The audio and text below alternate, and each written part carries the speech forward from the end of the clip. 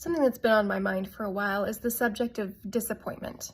What to do with those emotions when we don't achieve what we had hoped to achieve through pageant competition, but really in life, right? There's a lot of things in life that we can find disappointment in. Other people, how a job turns out, how a project turns out, being part of a team and not getting the win. There's lots of disappointments that come to us in life. So what do we do with disappointment on the other side of pageant? Well, the first thing that I would like for us to acknowledge is that we need some time. We need some time to grieve our disappointment. But then there's also a time at the end of that grieving period that we need to self-evaluate, not being hard on ourselves, keeping that really loose, but really taking a closer look and saying, you know, what could I have done differently? What could I have done better?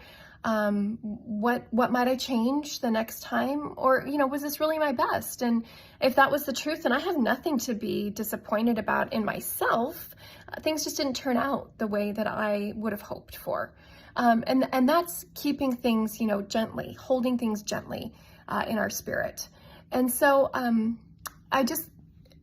I felt like I needed to say this to somebody out there. I've been there. I've been on the stage and been disappointed. I haven't achieved what I wanted to. I've been mad about it. But the one thing I would just encourage you away from is bitterness. That you would not hold it against the panel of judges.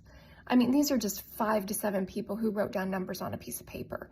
And they're not indicative of the kind of person that you are or the kind of person that you will become.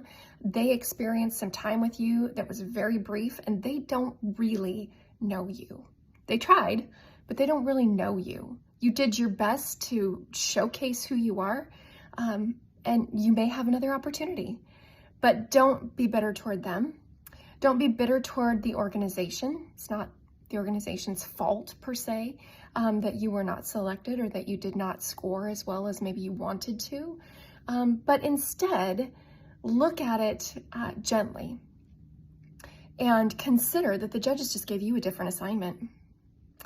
There's something else out there that's calling to you, and it's not the title, not for this season, maybe for another season, but not for this season.